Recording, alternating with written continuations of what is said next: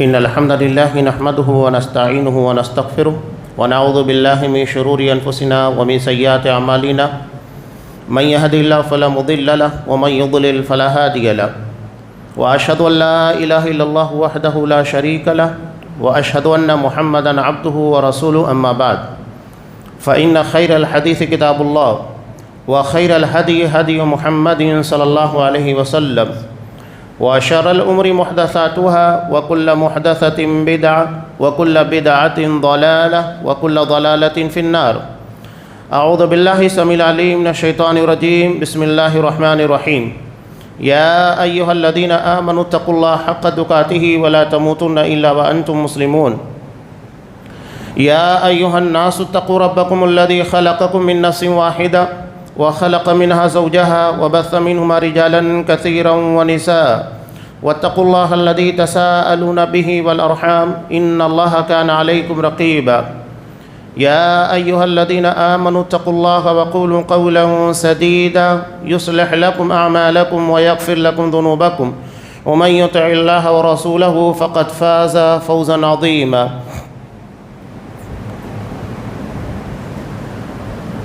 وقال وأقيموا الصلاة وآتوا الزكاة. وقال النبي صلى الله عليه وسلم لكل أمة فتنة وفتنة أمتي المال. رواہ الترمذی.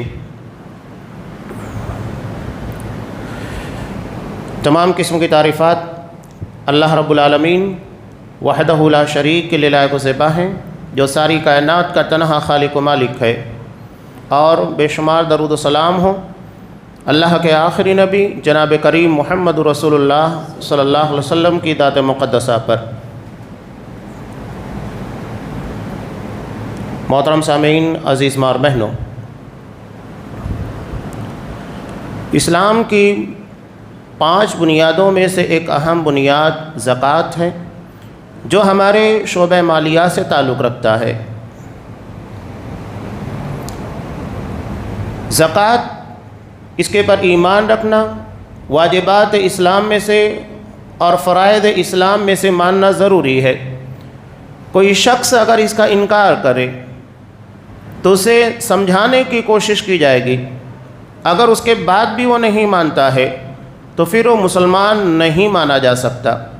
اس لیے کہ 5 بنیادیں جو بیان کی گئی ہیں، بنی الاسلام علی 5 شہادت اللہ الہ الا اللہ وأن محمد رسول اللہ وتقیم الصلاة وتؤتی الزکاة وتصوم رمضان وتحج البیت ان استطاع الیہ سبیلا. کلمہ توحید یہ اسلام کی اولین ترین بنیاد ہے. اس کے بعد نماز کا قائم کرنا، یہ اسی توحید کی عملی شکل ہے. الزکوٰۃ یہ شعبہ مالیات میں انتہائی اہم کردار ادا کرتا ہے. رمضان المبارک کے روزے ہیں، حج بیت اللہ ہے. ان 5 چیزوں کے پر اسلام کی بنیاد ہے. اگر اس میں سے کسی ایک بنیاد کا کوئی انکار کرتا ہے تو مسلمان نہیں ہے. سمجھانے کے باوجود بھی اگر وہ نہیں مانتا پھر اسے مسلمان تصور نہیں کیا جائے گا. حضرت ابوبکر صدیق رضی اللہ تعالیٰ عنہ کے زمانے میں جب کچھ قبیلے کے لوگوں نے زکوٰۃ کے دینے سے انکار کر دیا، حالانکہ اس وقت تو معاملات بہت نازک تھے، حضرت ابوبکر صدیق رضی اللہ تعالیٰ عنہ اپنی جگہ کے پر ڈٹے رہے. انہوں نے کہا کہ اگر وہ نبی کے زمانے میں زکوٰۃ میں بکری کا ایک بچہ بھی دیتے تھے تو میں اسے لوں گا، اور اگر وہ نہیں دیتے ہیں تو ان سے قتال کروں گا. مسلمانوں کے حالات بڑے نازک تھے. نبی کریم صلی اللہ علیہ وسلم کی وفات کے بعد اطراف کے قبائل جو زکوٰۃ دینے سے رک گئے، جن کو مانعین زکوٰۃ کہا جاتا ہے، ان کا فتنہ اٹھا. مسلمہ کذاب کا، جو نبی کریم صلی اللہ علیہ وسلم کی نبوت کے پر ڈاکہ ڈال رہا تھا. اس کے علاوہ آپ صلی اللہ علیہ وسلم نے حضرت اسامہ بن زید رضی اللہ تعالیٰ عنہ کے لشکر کو روانہ کرنے کا حکم دیا تھا. مدینہ ایک اعتبار سے کمزور پڑ رہا تھا. حضرت عمر فاروق رضی اللہ تعالیٰ عنہ جیسی شخصیت نے کہا کہ ابھی اس معاملے کو ڈیلے کر دیا جائے، بعد میں ان لوگوں کو دیکھتے ہیں۔ حضرت ابوبکر صدیق رضی اللہ تعالیٰ عنہ نے کتنا زبردست موقف استعمال کرتے ہوئے کہا تھا۔ حضرت عمر فاروق رضی اللہ تعالیٰ عنہ کے سینے کے پر ایک ہاتھ مارا اور کہا اسد فی الجاہلیہ جبان فی الاسلام، کہ جاہلیت کا شعر اسلام میں بزدلی کی باتیں کرتا ہے۔ اللہ کی قسم، اگر مدینہ میں امہات المؤمنین کے کپڑوں کو کتے نوچ کر لے کر چلے جائے یہ مجھے گوارا ہے، لیکن جس لشکر کو اللہ کے رسول نے روانہ کر دیا یعنی اسامہ بن زید کے، میں اسے نہیں روکوں گا۔ اور مانعین زکوٰۃ کے خلاف کھڑے ہوئے مقابلہ کیا، یہاں تک کہ اللہ نے ہر میدان کے اندر انہیں سرخرو کیا، فتح عطا کی۔ اور مانعین زکوٰۃ دینے سے جو رک گئے تھے ان کا استدلال ہی اپنی جگہ پر غلط تھا۔ قرآن کی من مانی تفسیر، کہا کہ قرآن میں اللہ نے حکم دیا خذ من اموالہم صدقہ، نبی کو حکم دیتے ہوئے اللہ نے کہا کہ آپ ان کے مال سے زکوٰۃ لیجئے، تو کہا کہ یہ حکم نبی کو ہے۔ اب جب نبی موجود نہیں ہے تو ہم زکوٰۃ کیوں دیں؟ قرآن مجید کا ایک غلط استدلال۔ حضرت ابوبکر صدیق نے ان لوگوں سے قتال کیا یہاں تک کہ وہ باز آئے اور زکوٰۃ دینے پر تیار ہو گئے۔ تو قرآن کا اس طرح غلط استدلال کرنا صحابہ کی نظر میں بھی غلط ہے۔ اور آج بھی اگر قرآن مجید کا چاہے وہ نماز کو لے کر، زکوٰۃ یا کسی اور چیز کو لے کر لوگ غلط استدلال کریں، وہ تصور، وہ فہم جو اصحاب کرام کو حاصل تھا اس کے خلاف اگر جانے کی کوشش کرتا ہے تو پھر اس کا معاملہ مسلمانوں جیسا نہیں مانا جا سکتا۔ زکوٰۃ کے تعلق سے میں غیر مسلموں کے دو اہم جملے نقل کر رہا ہوں۔ جارج برنارڈ شاہ نے مسلمانوں کے اس نظام کے تعلق سے جو بات کہی تھی وہ ہمارے لیے قابل افسوس ہے۔ اس نے کہا تھا کہ مسلمانوں کے پاس زکوٰۃ جیسا نظام اور سسٹم ہے، اس کے بعد اس قوم کے اندر اتنے بھکاری کیوں پائے جاتے ہیں؟ ایک اعتبار سے دیکھا جائے تو یہ اعتراف ہے کہ اگر زکوٰۃ کے نظام کو صحیح طریقے کے پر نافذ کر دیا گیا تو سماج اور معاشرے سے غریبی کا خاتمہ ہو جائے گا، کوئی بھیک مانگنے والا بھکاری اور فقیر نہیں ہوگا۔ یہ نظام زکوٰۃ کی برکت ہے۔ اور ایک اعتراف سے، ایک طرح سے یہ اعتراض بھی ہے، یعنی مسلمانوں کے پاس اتنا شاندار نظام ہونے کے بعد مسلمان اس کے پر عمل نہیں کرتے، تبھی تو مسلمان قوم کے اندر سب سے زیادہ بھکاری اور فقیر پائے جاتے ہیں۔ اللہ نے ہم کو جو نظام عطا کیا، ہر چیز میں اللہ نے ہم لوگوں کو بے نیاز بنا کر رکھا ہے، لیکن یہ ہماری اپنی خطا اور غلطی ہے کہ ہم نے اس چیز کو صحیح طریقے سے سمجھا ہی نہیں، اور سمجھا تو اس کے پر صحیح طریقے سے عمل نہیں کیا، جس کا نتیجہ آج ہمارے سامنے ہے۔ اسلام میں زکوٰۃ کا اجتماعی نظام یہ ہمیں مضبوط بنانے کے لیے، ہماری معیشت کو بہتر بنانے کے لیے، کسی کے سامنے محتاجگی سے بچانے کے لیے ہے۔ اگر صحیح طریقے سے اس کے پر عمل کیا جائے تب، عمل نہیں کریں گے تو آج جو حالت ہے اس سے کہیں زیادہ بدتر اور کہیں زیادہ خطرناک حالت ہو سکتی ہے۔ قرآن مجید نے نماز اور زکوٰۃ کے تعلق سے جو بات کہی، قریب 32 مقامات کے پر کہا اقیموا الصلاۃ وآتوا الزکاۃ، نماز قائم کرو، زکوٰۃ ادا کرو۔ مولانا ابوالکلام آزاد رحمۃ اللہ علیہ اسی کے تناظر میں کہتے ہیں کہ جس طرح نماز با جماعت فرض ہے اسی طرح زکوٰۃ بھی با جماعت فرض ہے، اس لیے کہ اللہ نے نماز کو قائم کرنے، زکوٰۃ کو ادا کرنے، دونوں کا حکم ایک ہی جگہ کے پر دیا۔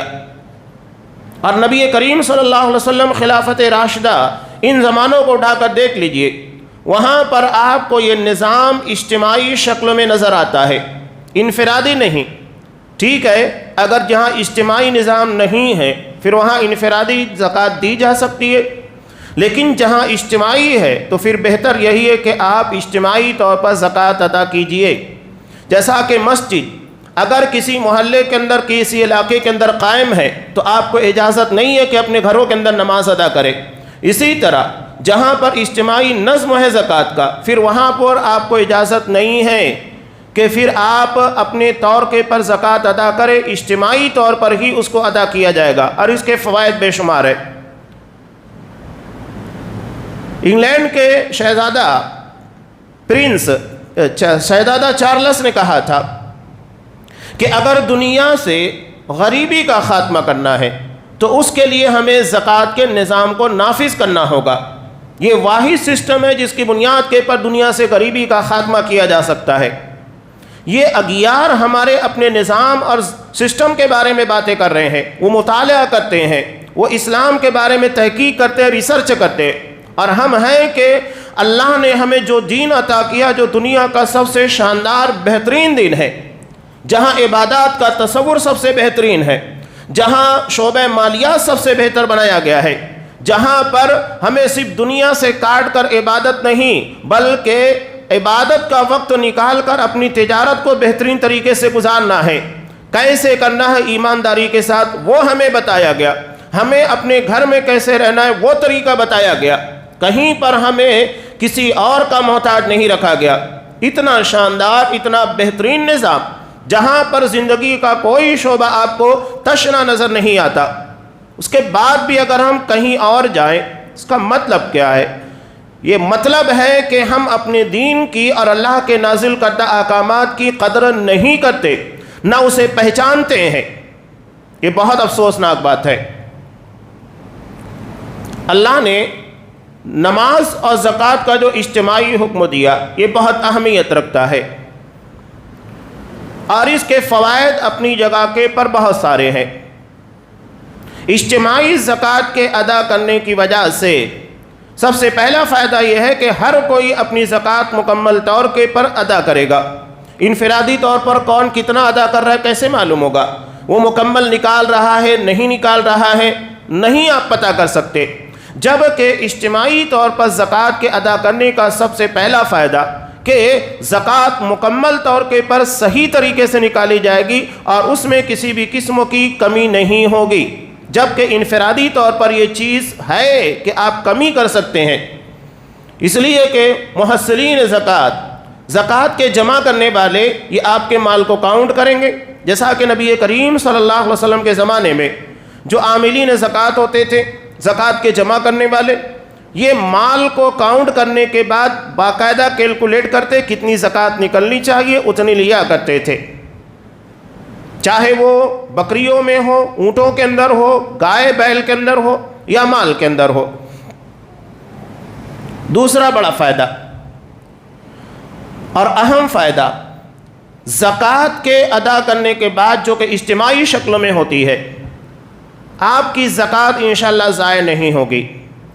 اس لیے کہ انفرادی طور پر زکوٰۃ دینے کا ایک بڑا نقصان یہ ہے کہ جس شخص کو آپ نے زکوٰۃ دیا ہو سکتا ہے کہ آپ اس کے پر احسان جتائیں، اسے تکلیف دینے کی کوشش کریں کہ میں نے تو پر احسان کیا، کہیں پر اس سے فائدہ اٹھانے کی کوشش کریں. قرآن مجید نے اپنی زکوٰۃ اور صدقات کے بارے میں کہا لا تبطلوا صدقاتکم بالمن والاذی، اپنی زکوٰۃ اور صدقات کو احسان جتلا کر تکلیف دے کر ضائع نہ کرو. یہ چیز ممکن ہے انفرادی طور کے پر، لیکن اجتماعی شکل میں آپ کیسے کسی کے پر احسان جتائیں گے؟ آپ کا سارا مال ایک جگہ آ کر جمع ہو گیا، اب یہاں سے ضرورت مندوں میں تقسیم ہوا، کس کو تقسیم کیا گیا، کس کے پر آپ احسان جتائیں گے؟ نہیں بتا سکتے. تو یہ ایک بہت بڑا خدشہ جو ہماری زکوٰۃ کے ادا کرنے کے بعد اس کے اجر کے ضائع ہونے کا ہوتا ہے وہ محفوظ ہو جاتا ہے، اس سے ہم بچ جاتے ہیں. ایک بڑا اور اہم فائدہ اجتماعی زکوٰۃ ادا کرنے کا اور انفرادی میں نقصان کیا ہے؟ انفرادی طور پر اگر آپ نے زکوٰۃ ادا کی تو ہو سکتا ہے کہ کچھ لوگ ایسے ہوتے ہیں جو اپنی ضرورت کا زیادہ اظہار کرتے ہیں، یعنی ان لوگوں کے اندر جھجک نہیں ہوتی، ضرورت تھوڑی ہے اور اس سے کہیں زیادہ بیان کرنے کی کوشش کرتے ہیں.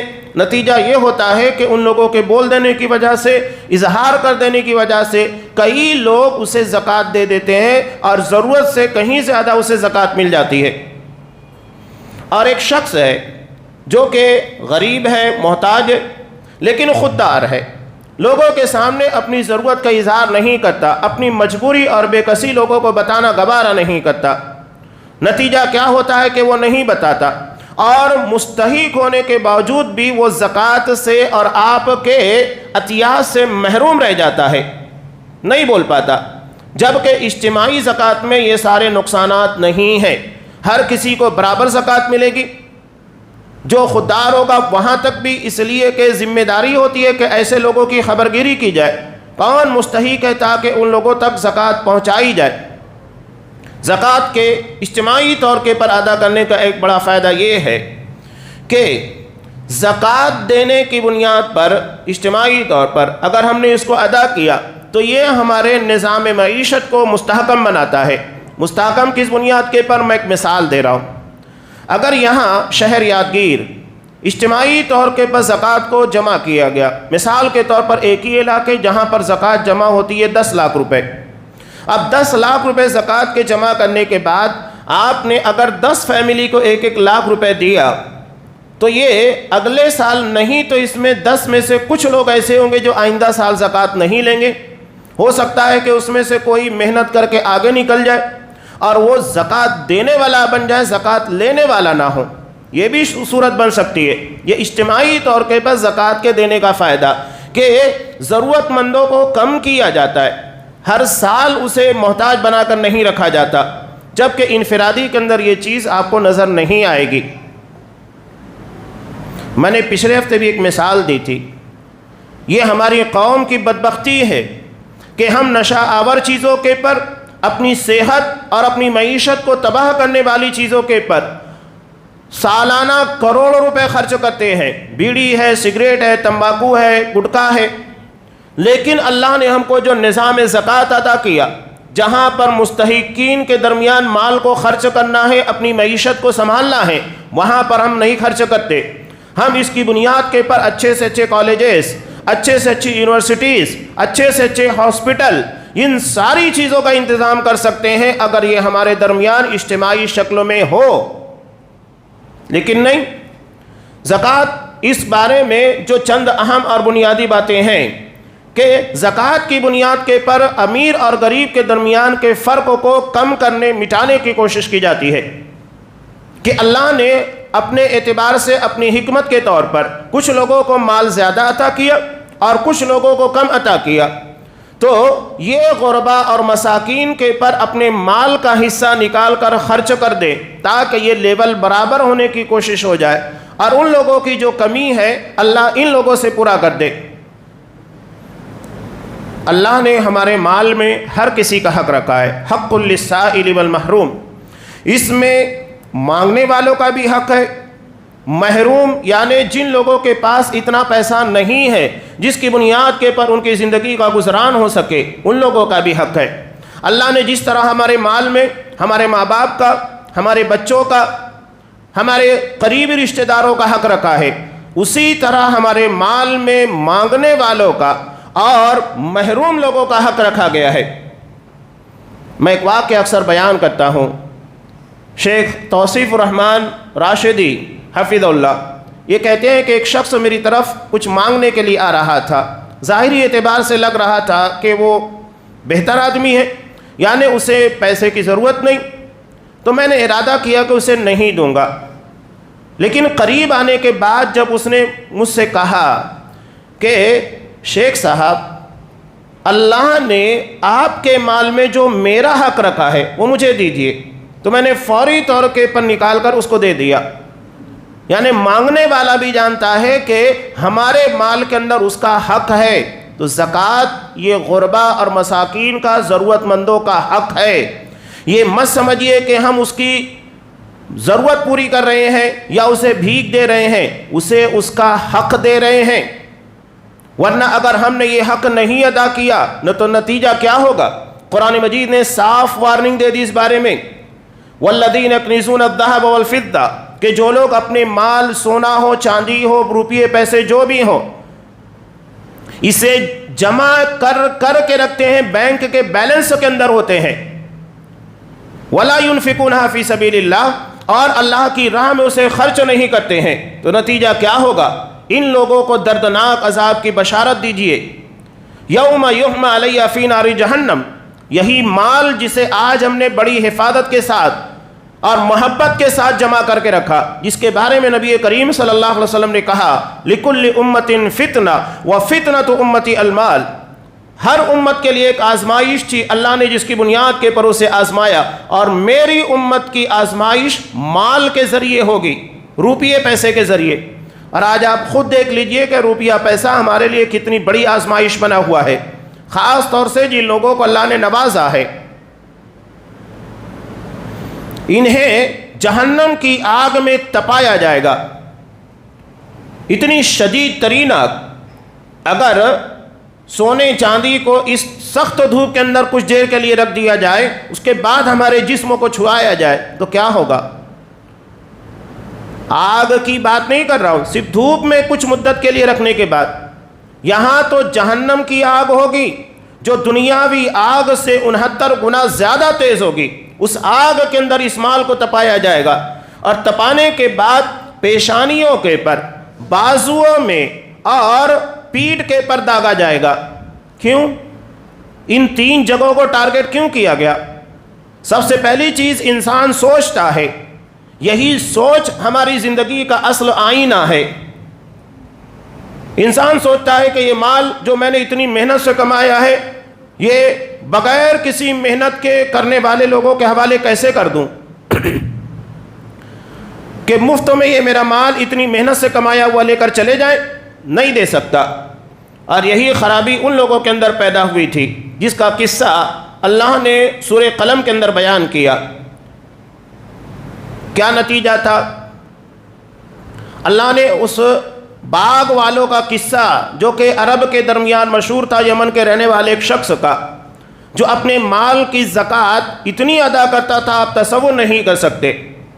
وہ اپنی کھیتی کے پیدا ہونے کے بعد اس کا 3 حصہ کرتا، ایک حصہ اللہ کی راہ میں، ایک حصہ آئندہ فصل کی تیاری میں، اور ایک حصہ اپنے گھر کے لیے، اپنی ضرورت کے لیے رکھا کرتا تھا۔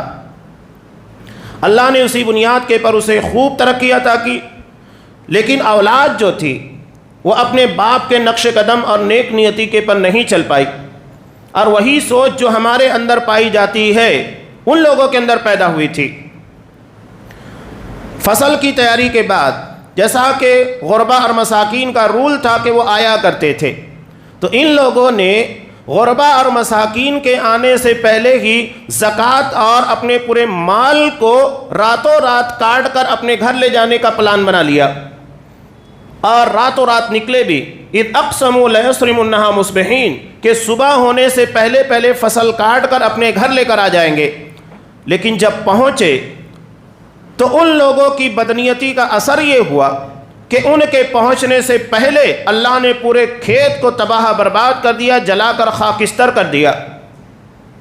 وہاں گئے تو اپنے کھیت کو نہیں پہچان پا رہے تھے کہ یہ ہمارا اپنا کھیت ہے۔ یہ نقصان کتنا ہوا؟ 3 طریقے کے نقصان اٹھانا پڑا۔ پہلا تو یہ کہ اسی فصل کے پر ان لوگوں کے سال بھر کا گزران تھا، سب تباہ ہو گیا، اب سال بھر کہاں سے کھائیں گے؟ دوسرا نقصان، اسی کھیتی کے پر آئندہ کی کھیتی کی تیاری کی جاتی تھی، اب وہ کہاں سے لائیں گے آئندہ فصل کے تیار کرنے کے لیے؟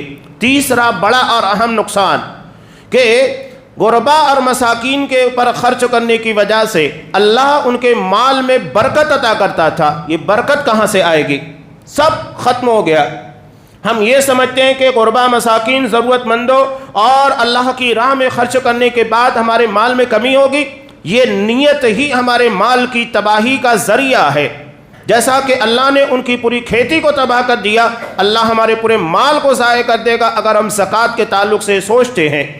وہی چیز قرآن مجید نے ٹارگٹ کی کہ وہ سوچتے ہیں، ذہن کے اندر، دماغ کے اندر یہ بات آتی ہے، پلاننگ آتی ہے کہ یہ مال ہم مفت میں کیوں دے دوسروں کو، اس سے بہتر ہے کہ اسے روک لے ہیلے بہانے کے ذریعے سے، اور پھر نتیجہ وہی ہوتا ہے اگر دنیا میں اللہ نے ان لوگوں کو عذاب نہیں بھی دیا تو آخرت کا یہ عذاب بہت سنگین ہوگا۔ جس مال کی زکوٰۃ نہیں ادا کی گئی اسے جہنم کی آگ میں تپانے کے بعد پیشانی کے پر جہاں سے سوچ کر اس نے زکوٰۃ نہیں ادا کی اس کے پر سزا دی جائے گی، عذاب دیا جائے گا۔ اور اس نے اس مال کو اپنے تعیش اور آرام کا ذریعہ بنایا تھا، اس لیے پہلوؤں میں اور پیٹھ کے پر داغا جائے گا، جسے انسان اپنی زندگی کے تعیش اور آرام کے لیے استعمال کرتا ہے۔ جہاں سے انسان خطائیں کرتا ہے اسی جگہ سے سزائیں ہوگی۔ یہ ہے زکوٰۃ کے نہ ادا کرنے کا نتیجہ۔ تو اگر ہم یہ سوچ بھی رہے ہیں تو اس ذہن و دماغ میں اس طرح کی سوچ کو پنپنے مت دیجیے گا۔ بخاری کی روایت میں نبی کریم صلی اللہ علیہ وسلم نے کہا کہ جو لوگ اپنے مال کی زکوٰۃ نہیں ادا کرتے اسے ایک گنجے سانپ کی شکل میں بنا کر اس کے گلے کا توق بنا دیا جائے گا، اور پھر وہ اسے ڈسے گا۔ ڈسنے کے بعد کہے گا انا کنزک انا مالک، میں تیرا خزانہ، میں تیرا مال ہوں جسے تو نے بڑا بچا کر بیلنس کی شکل کے اندر رکھا تھا، جس کی زکوٰۃ تو نے نہیں ادا کی۔ ہاں زکوٰۃ ادا کر دے تو اللہ اگر ہمیں کروڑوں اربوں خربوں جتنا دے دے کم ہے، اس کے پر کوئی مواخذہ نہیں، کوئی گرفت نہیں، وہ اللہ کا عطا کیا ہوا مال ہے۔ شرط یہ ہے کہ اس کی زکوٰۃ نکال دی جائے، اس کا حق ادا کر دیا جائے، اس کے بعد اللہ کے ہاں اس کے بارے میں باس پرسن نہیں ہوگی۔ قیامت کے دن جیسا کہ ترمذی کی روایت میں کہ اللہ بندے کے قدم کو اس کی جگہ سے ہلنے نہیں دے گا جب تک کہ اس سے سوال نہیں ہوگا اس کے مال کے بارے میں، من این اکتسب وفیما انفقا، کہاں سے کمایا، کہاں خرچ کیا۔ مال کے بارے میں ضروری ہے کہ ہم مال کے کماتے وقت تو دھیان دیں کہ ہم اپنے مال کو حلال ذرائع سے استعمال کر رہے ہیں کہ نہیں، حلال طریقے سے اسے حاصل کر رہے ہیں کہ نہیں، اور دوسری بات ہے کہ اس کو ہم حلال جگہ کے پر، صحیح جگہ کے پر خرچ کر رہے ہیں کہ نہیں، یعنی صحیح طور پر کمانا، صحیح جگہ پر خرچ کرنا دونوں ضروری ہے۔ اگر ایک شخص حرام طریقے سے مال کو کماتا ہے، لوگوں کو دھوکہ دے کر، چوری کر کے، ڈاکہ ڈال کے، اور اس کے بعد غربا مساکین کے پر خوب دریا دلی کے ساتھ، فیاضی کے ساتھ خرچ کرتا ہے، کوئی فائدہ نہیں۔ اسی طرح اگر کوئی انتہائی ایمانداری کے ساتھ حلال طریقے سے اپنا مال جمع کرتا ہے لیکن اسے غلط جگہوں کے پر جوا، سٹا، شراب، بیڑی، ان ساری چیزوں کے پر خرچ کرتا ہے، یہ بھی غلط، دونوں غلط ہے۔ اب یہاں ضمناً ایک مسئلہ آ گیا ہے جو شہر یادگیر کے اندر نائٹ کرکٹ میچ کی بنیاد کے پر چل رہا ہے۔ جامعہ محمدیہ منصورہ سے ایک فتویٰ قریب میں ہی شائع ہوا تھا، اور یہ فتویٰ دوسرے تناظر میں، لیکن میں اسی کے پر لا رہا ہوں۔ سوال یہ تھا کہ کچھ لوگ اسلامی کوئز استعمال کرتے ہیں، یعنی اسلامی سوالات کے پر، کوشچن کے پر انعقاد کرتے ہیں 20-30، اور اس کے بعد کوئی کتاب اس کے پر لازم کرا دیتے ہیں کہ اس کتاب کو آپ کو خریدنا ہوگا۔ کتاب کی قیمت اگر 10-20 روپے ہوتی ہے تو اس کو 50 روپے لیتے ہیں، اور اس کے پر 50 روپے فارم کی فیس رکھتے ہیں۔ تو اس بارے میں جب سوال ہوا تو دکتور نسیم مدنی حفیظ اللہ نے اس بارے میں جو تفصیلی جواب دیا ہے وہ یہی ہے کہ یہ چیز قمار یعنی جوئے کی شکل ہے، اس لیے کہ آپ نے جو پیسہ لگایا ہے یا تو آپ اس سے فائدہ اٹھائیں گے، یعنی آپ ہوں گے غانم فائدہ اٹھانے والے، یا تو غارم یعنی نقصان اٹھانے والے ہوں گے، اور اس طرح کی شریعت میں اجازت نہیں ہے کہ آپ پیسہ لگانے کے بعد بھی واضح طور کے پر نقصان اٹھائے یا واضح طور پر دوسروں کا پیسہ حاصل کرے۔ جوا اسی کو کہا جاتا ہے۔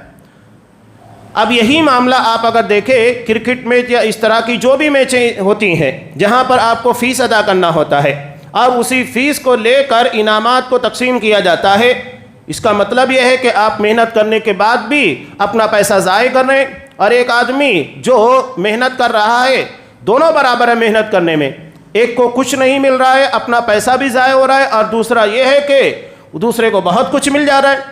یہ جوئے کی ہی شکل ہے۔ یہ تو میں شرعی اعتبار سے ایک حکم تھا جو بیان کیا۔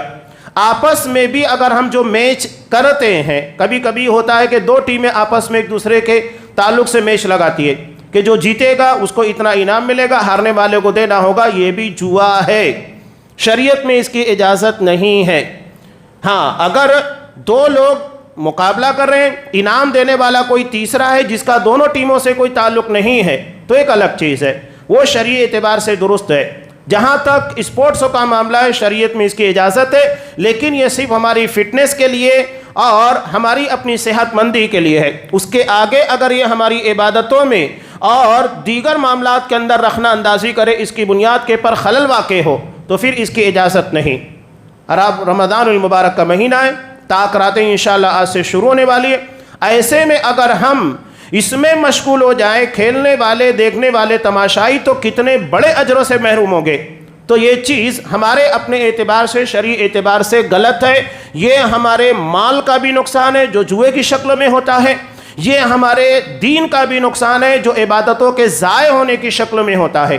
تو شریعت کے اعتبار سے اگر دیکھا جائے تو کسی ناحیے سے یہ کھیل درست نہیں ہے، خاص طور سے طاق راتوں میں رمضان المبارک کے اندر۔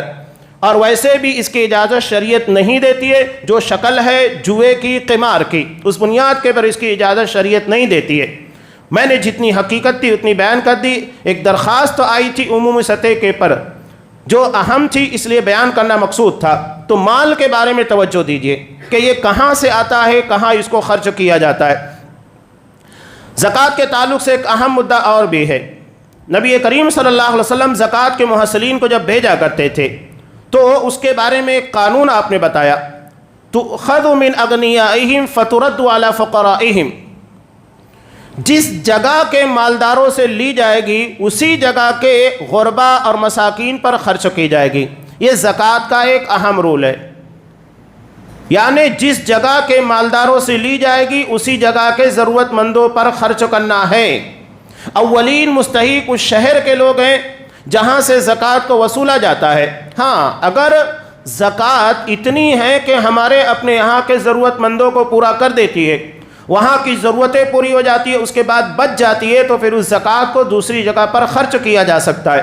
لیکن شرعی اعتبار سے اولین مستحق ہمارے اپنے لوگ ہیں، ہمارے اپنے قریبی، جو آپ صلی اللہ علیہ وسلم نے بیان کیا۔ زکوٰۃ کے 8 مصارف قرآن مجید کے اندر بیان کیے گئے۔ سب سے پہلا مصرف ہے للفقراء، دوسرا ہے مساکین۔ فقیر کس کو کہا جاتا ہے؟ فقیر اور مسکین کے درمیان فرق ہے۔ فقیر اس شخص کو کہا جاتا ہے جس کے پاس کچھ نہیں ہے، اور مسکین اسے کہا جاتا ہے جس کے پاس ہے لیکن اتنا نہیں ہے جس سے اس کی ضرورت پوری ہوتی ہو۔ یہ فرق ہے دونوں کے درمیان۔ فقیر بالکل کنگال، محتاج شخصوں کو کہا جاتا ہے، جبکہ مسکین اسے کہا جاتا ہے جس کے پاس ہے لیکن اتنا نہیں جس سے اس کی ضرورت پوری ہوتی ہو، اس کے پر خرچ کرنا ہے۔ یہ زکوٰۃ کے اولین مستحقین ہیں کہ جن لوگوں کے پاس زکوٰۃ خرچ کی جائے گی، ان لوگوں کو عطا کیا جائے گا۔ تیسرے نمبر کے پر ہے عاملین، یعنی جو زکوٰۃ کے وصول کرنے والے ہیں، اس لیے کہ اپنا وقت دیتے۔ نبی کریم صلی اللہ علیہ وسلم نے حضرت عمر فاروق رضی اللہ تعالیٰ عنہ کو زکوٰۃ وصولنے کے لیے لگایا، جو مالی اعتبار سے مضبوط تھے، اور جب انہوں نے زکوٰۃ وصول کر لا کر دی تو آپ صلی اللہ علیہ وسلم نے ایک حصہ نکال کر ان کو دیا۔ یہ تمہارا اپنا محنتانہ ہے، یہ زکوٰۃ کے وصول کرنے کا حق ہے، اجرت ہے۔ انہوں نے کہا کہ اللہ کے رسول، اس کی مجھے ضرورت نہیں ہے، اللہ نے مجھ کو نوازا ہے۔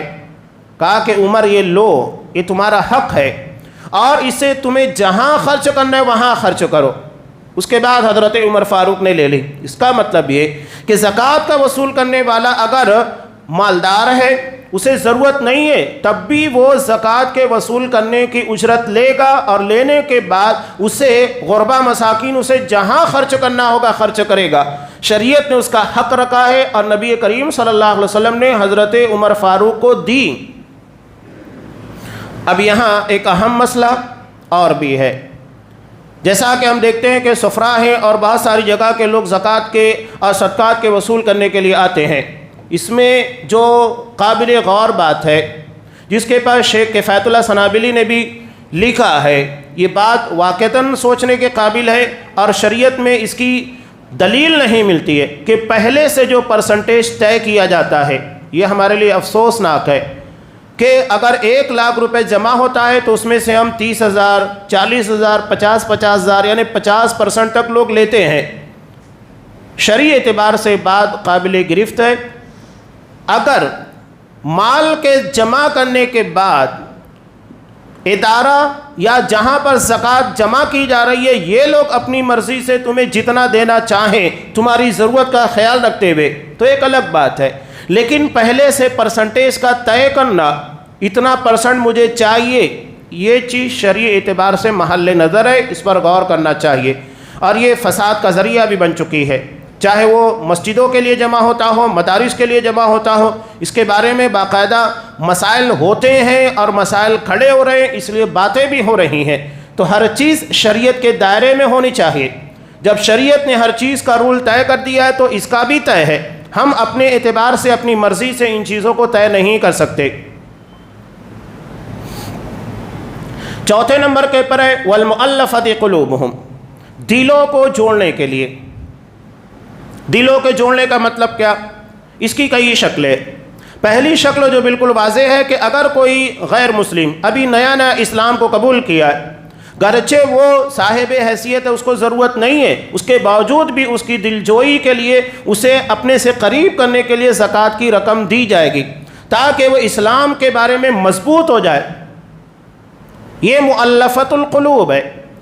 دوسرا یہ ہے کہ اگر کسی شخص کے پر ہم محنت کر رہے ہیں غیر مسلم پر اور اس کے پر زکوٰۃ کی رقم خرچ کرنے کی ہمیں حاجت لگ رہی ہے تو دینا چاہیے تاکہ وہ اسلام قبول کر لے۔ یہاں تک کہ علامہ ابن کثیر رحمۃ اللہ علیہ نے ایک عجیب بات لکھی اور واقعتاً یہ بات بہت قابل غور بھی ہے۔ یہ کہتے ہیں کہ اگر زکوٰۃ کا یہی مت مؤلفۃ القلوب، دلوں کو جوڑنے کے لیے، نرم کرنے کے لیے، اسلام اور مسلمانوں کے تئیں نفرت کے جذبات کو مٹانے کے لیے اور کم کرنے کے لیے اسی دائرے میں آتا ہے۔ یہ کہتے ہیں کہ اگر کوئی بادشاہ یا کسی علاقے کا حاکم جو غیر مسلم ہے اور وہ مسلمانوں کے پر ظلم کرتا ہے، اسے اگر زکوٰۃ دی جائے، زکوٰۃ کی رقم اس کو ادا کی جائے، کچھ حصہ دیا جائے جس کی بنیاد کے پر ہمیں لگتا ہے کہ اس مال کی بنیاد پر مسلمانوں پر ظلم و کم کر دے گا یا رک جائے گا، تو ہمیں اس کے پر زکوٰۃ کی مال اور اس کی رقم خرچ کرنا چاہیے ظلم کے دفاع کے لیے، یعنی اس کے دلوں میں اسلام اور مسلمانوں کے خلاف نفرت کو کم کرنے کے لیے۔ اور یہ بہت اہم چیز ہے۔ لوگ جیسا کہ اعتراضات کرتے ہیں، اعتراض کرنے کے لیے کیا ہے؟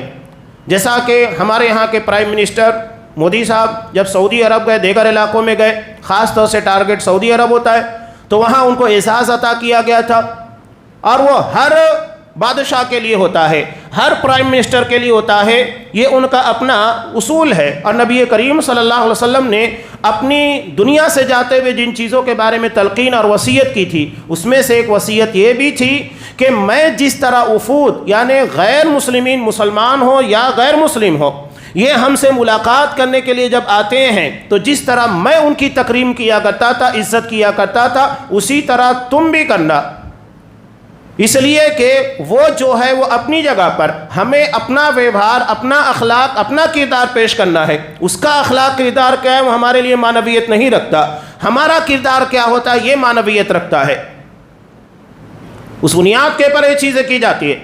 اور یہ مؤلفۃ القلوب کا ایک دائرہ ہے جو بہت وسیع ہے، ان نادانوں کو کیا پتہ جو صرف اعتراضات کرتے رہتے ہیں، اسلام کی حقانیت اور اس کی حکمتوں کو کہاں سمجھتے ہیں۔ صرف نام اسلامی رکھنے سے آپ اسلامی نہیں ہو جاتے، اسلام کی خوبیاں، اسلام کی اچھائیاں، سچائیاں سمجھنا ضروری ہوتا ہے۔ اسلام ایک گریٹ، ایک عظیم دین ہے، پوری دنیا کے لیے آیا ہے، یہ مخصوص لوگوں کے لیے نہیں آیا، مخصوص فکر کے لیے نہیں آیا۔ اس کی حکمت کے تقاضوں کو سمجھنے کے لیے ہمیں اسلام کا ویسا مطالعہ کرنا ہوگا جیسا کہ اس کا حق ہوتا ہے۔ تو یہ مؤلفۃ القلوب ہے، لوگوں کے دلوں کو جوڑنے کے لیے۔ اس کے بعد آتا ہے نمبر غارمین، مقروض لوگ۔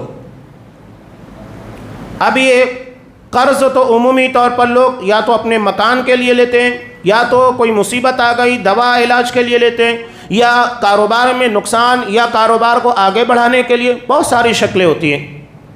تو اگر اس طرح کا کوئی قرض ہے اور اس بنیاد کے پر وہ ادا نہیں کر پا رہا ہے، مشکلیں پیش آ رہی ہیں، تو ایسے شخص کو زکوٰۃ کی رقم دی جائے گی تاکہ اپنا قرض ادا کر دے۔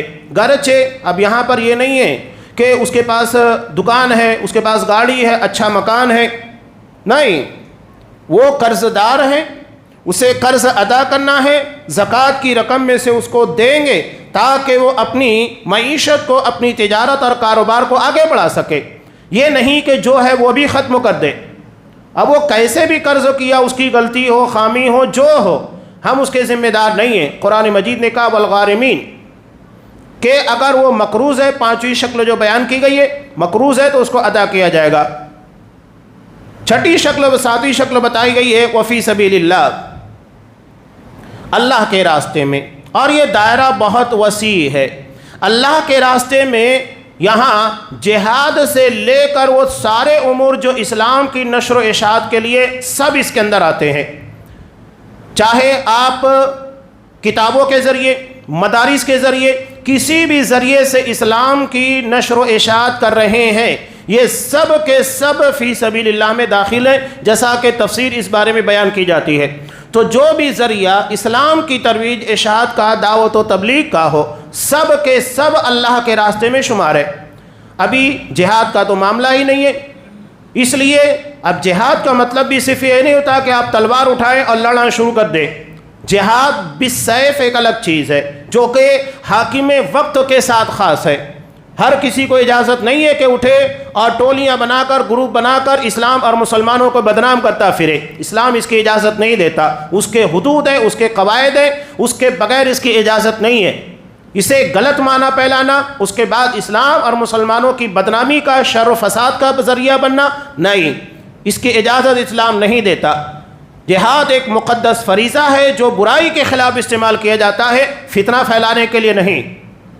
اور آج فتنہ پھیلانے کے لیے اس کو استعمال کیا جا رہا ہے، اس کا نتیجہ یہ ہے کہ اس کو پامال کیا جا رہا ہے۔ اسلام کی کوششیں، اسلام کو پھیلانے کے لیے اس کی تعلیمات یا جو بھی چیزیں ہیں، یہ سب کے سب فی سبیل اللہ میں داخل ہیں۔ تو ہر وہ عمل جس کی بنیاد کے پر دعوت ہو، لوگوں کو اسلام کی طرف ترغیب دی جائے، یہ سب کے سب اسی دائرے کے اندر آتے ہیں۔ اور آخری چیز ہے، ایک اور ہے جسے قرآن مجید نے گردنوں کو آزاد کرنا، ساتویں چیز۔ اب یہ گردن آزاد کرنے میں غلام تو عام طور سے مراد ہوتے ہیں، لیکن اس سے مراد وہ بھی ہیں جنہیں جیلوں میں بلا کسی جرم کے ڈال دیا گیا ہے، یا چھوٹے سے گناہ کی بنیاد پر بڑا مقدمہ بنا کر ڈال دیا گیا۔ یہ ہماری اپنی ذمہ داری ہے کہ ان کے لیے ہم کوشش کریں۔ زکوٰۃ کا ایک فنڈ رکھا گیا ہے، کسی گھر کا فرد جو کہ کمانے والا ہو، اسے اٹھا کر جیل میں ٹھونس دیا جائے تو کیا نتیجہ ہوتا ہے آپ کو پتہ ہے؟ یہ تو معاشی اعتبار سے صرف نقصان ہے، سماجی اعتبار سے ایسے شخصوں سے لوگ رابطہ رکھنا گوارا نہیں کرتے کہ ڈپارٹمنٹ کی نظر ہے، کہیں کچھ ہمارے اوپر نہ مصیبت آ جائے، ان لوگوں سے رابطے کی وجہ سے ہمیں کوئی تکلیف نہ ہو، یہ سارے مسائل پیدا ہوتے ہیں، بہت ساری مشکلات۔ تو زکوٰۃ کا ایک فنڈ ان لوگوں کے لیے مت رکھا گیا ہے کہ ان لوگوں پر خرچ کیا جائے، اس لیے کہ کمانے والا ہی جا چکا ہے، اور ان لوگوں کو آزاد کرانے، مقدمات سے باہر نکالنے کی کوشش کرنا، یہ بھی ہماری ذمہ داری ہے۔ اور 8ویں نمبر کے پر ہے وابن السبیل، مسافر، یعنی ایسا مسافر جو کسی بستی کے اندر کہیں اور گیا سفر کی حالت میں اور اسے پیسے کی ضرورت پیش آ جائے، گرچہ وہ اپنے شہر کا مالدار ترین آدمی ہو، انسان کو کسی بھی شکلوں میں ضرورت پیش آ سکتی ہے، تو ان لوگوں کے لیے یہ مد رکھا گیا۔ 8 مصارف ہیں، 8 میں سے ضروری نہیں کہ ہر مصرف کے پر تھوڑا تھوڑا خرچ کیا جائے۔ امام شافعی رحمۃ اللہ علیہ کہتے ہیں یہ ہماری اپنی ثوابدید کے پر ہے، ہو سکتا ہے کہ کسی شہر میں ایک ہی مد کے پر خرچ کرنے کی ضرورت ہو، کہیں پر 2-3 کے پر، کہیں پر صفی جگہ، تو جیسی ضرورت ہو اس کے اعتبار سے ان چیزوں کے پر خرچ کیا جائے گا۔ یہ زکوٰۃ کے متعلق کچھ اہم باتیں تھیں جو میں نے آپ کے سامنے پیش کر دی ہے۔ زکوٰۃ کو خوش دلی کے ساتھ ادا کیا جائے، یہ ہمارے مال میں اضافے کا ذریعہ ہے، اس سے ہماری معیشت مستحکم ہوتی ہے، اور مالی اعتبار سے اسلام اور مسلمانوں کو مضبوط بنانے کی کوشش ہے، اور اس سے بہتر نظام آپ کو نہیں مل سکتا۔ اجتماعی طور پر ہو یہی بہتر ہے، اس لیے کہ اس کے فوائد بے شمار ہیں، اور انفرادی طور کے پر صرف مجبوراً ادا کی جا سکتی ہے جہاں پر اجتماعی نظم نہ ہو۔ اور یہ غربا اور امیروں کے درمیان نفرت یا کسی بھی قسم کی فاصلہ یا دوری کو ختم کرنے کا نتیجہ ہے، سماج اور معاشرے کے اندر سے چوری، ڈکیتی، دیگر برائیوں کے خاتمے کا بھی ذریعہ ہے، اس لیے کہ ہر ضرورت مند کو جب ضرورت پوری کی جائے گی تو کبھی بھی وہ چوری یا دیگر غلط کاموں کی طرف نہیں جائے گا۔ اس لیے کہ اس کی ضرورت پوری ہو رہی ہے، نہیں پوری ہوگی تو پھر وہ ناجائز طریقہ استعمال کرے گا، تو اسے جائز طور پر دیجئے تاکہ کسی کو غلط قدم اٹھانے کی ضرورت نہ ہو۔ اسلام کا انتہائی شاندار نظام جو ہماری معیشت کو کسی کا محتاج نہیں بناتا، یہ صرف اللہ کا محتاج بنا کر رکھا ہے، اور اللہ کا وعدہ ہے کہ وَمَا أَنفَقْتُم مِّن شَيْءٍ فَهُوَ يُخْلِفُ، جو بھی اللہ کی راہ میں ہم خرچ کریں گے اس کا بہتر سے بہتر ہمیں صلہ ملنے والا ہے۔ مال کو زکوٰۃ ادا کر کے پاک کیجیے گا۔ روزانہ ایک فرشتہ اترتا ہے، صرف زکوٰۃ ہی نہیں، زکوٰۃ کے علاوہ جن لوگوں کو صاحب نصاب اللہ نے نہیں بنایا وہ بھی صدقات ادا کریں۔ اللہ ایک فرشتہ روزانہ نازل کرتا جو کہتا ہے کہ اللہ جو خرچ کرے اسے تو نواز، اسے عطا کر، اس کا بہتر بدلہ دے، اور جو اپنے مال کو روک لے اس کے مال کو تلف کر دے، ضائع کر دے۔ تو ہم اگر چاہتے ہیں کہ ہمارے مال میں اضافہ ہو، برکتیں ہوں، تو خرچ کرنے کی عادت ڈالیے، اور اگر ہم چاہتے ہیں کہ تباہ ہو جائے تو روکنے کی کوشش کیجیے۔ فرشتے کی دعا کا مستحق بننا ہے تو اپنے مال کو اللہ کی راہ میں ضرورت مندوں پر خرچ کرنے کی روزانہ عادت ڈالیے۔ اور ایک چیز یہ بھی ہے کہ اس طرح اپنے بچوں کو بھی عادت ڈالیے، جس طرح کہ نماز روزے وغیرہ کی ہم عادت ڈالتے ہیں، تو ہم اپنے بچوں کے ہاتھ مال دینے کی کوشش کیجیے تاکہ ہمارے بچوں کو بھی اللہ کی راہ میں مال خرچ کرنے کی عادت ہو، یہ تربیت ہوتی ہے۔ اللہ تبارک و تعالی ہمیں اس اہم اور اسلام کی بنیادی چیز کو سمجھنے کی توفیق دے، اسے قائم کرنے کی توفیق دے، زکوٰۃ اجتماعی طور پر ادا کرنے کی توفیق عنایت فرمائے، خوش دلی کے ساتھ اس کی راہ میں اپنے مال کو خرچ کرنے کی توفیق دے۔ جو خرچ کر رہے ہیں پروردگار محض اپنے فضل و کرم سے اسے قبول فرما، ہمارے مالیات کے نظام کو، معیشت کو بہتر بنا، ہمارے دلوں کے اندر مال کے تعلق سے جو تنگیاں پائی جاتی ہے پروردگار اس تنگی کو نکال، اس کی جگہ کے پر فیاضی اور سخاوت جس طرح نبی کریم صلی اللہ علیہ وسلم رمضان المبارک میں کیا کرتے تھے اس طرح فیاضی اور سخاوت کا مظاہرہ کرنے کی توفیق دے، جب تک ہمیں دنیا میں رکھ اسلام کے پر اور ہمارا خاتمہ ایمان کے پر فرما، آمین۔ بارک اللہ لنا ولکم فی القرآن العظیم ونفعنی وإیاکم بالآیات والذکر الحکیم، انہ تعالی جواد کریم ملک برؤوف رحیم۔